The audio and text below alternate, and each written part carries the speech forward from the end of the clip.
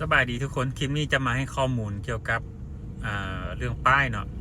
โดยอิงตามข้อเสนอของ FC ท่านนี้เพื่อนถามมาว่าขอถามเป็นความรู้แน่ป้ายรถยนต์เพื่อนนับเนื้อใดตัวหนังสือกับตัวเลขนับมันหมายถึงหยังและเฮาฮู้ได้เนื้อใดว่าป้ายนี้ยังหรือบ่ต่อกับคำถามนี้เนาะข้าพเจ้าอยากจะมาแลกเปลี่ยนแบบนี้เนาะตัวเลขและตัวหนังสืออยู่ในป้ายรถท่านแม่น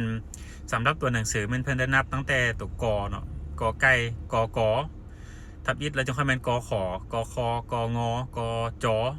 ลำดับไปจนฮอดตัวสุดท้ายน่ะกอฮอหรือว่ากอรอเพิ่นฮอดตัวสุดท้ายน่ะหลังจากนั้นจะค่อยมาเริ่มต้นด้วยขอกอขอขอ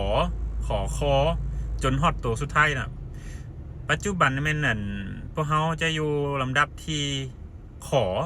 น่าจะเป็นขอกอเนาะปัจจุบันนี้เนาะถือว่าสิ้นสุดตัวกอแล้วสำหรับตัวเลขนี้ตัวเลขมันเพิ่นจะนับสมมติว่ากกมันเริ่ม00001 0002จนฮอด 9,999 หลังจากนั้นจะค่อยมาเริ่มต้นเป็น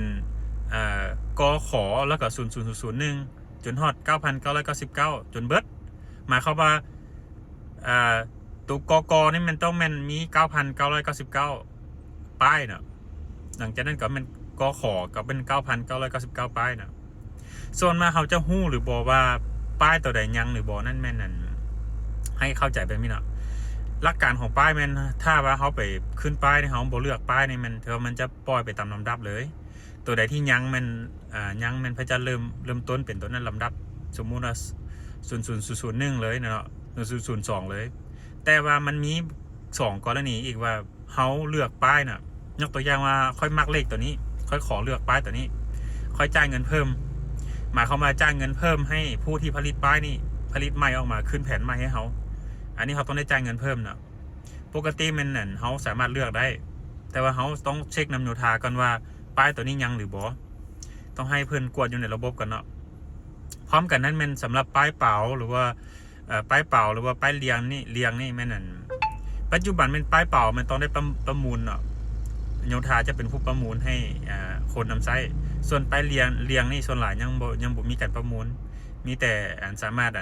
ซื้อขายกันได้แต่ว่ายังบ่มีการประมูลเนาะสิ่งที่ก้าวมานั่นแม่นการจัดเรียงป้ายของบ้านเฮานี้สำหรับผู้ใดที่ยังสนใจประเด็นใดก็สามารถคอมเมนต์สอบถามมาได้นะครับพระเจ้าจะให้ข้อมูลให้ตืมเรื่องป้ายนี่ยังมีหลายประเด็นที่สามารถแลกเปลี่ยนกันได้ตืมนะโดยเฉพาะแม่นการสลับป้ายบอหรือว่าเขามีป้ายรถคันใหม่คันหนึ่งแล้วเขาอยากสลับย้ายไปใช้คันอื่นบอสามารถย้ายได้บอหรือว่าป้ายเขาสามารถขายให้ผู้อื่นได้บอ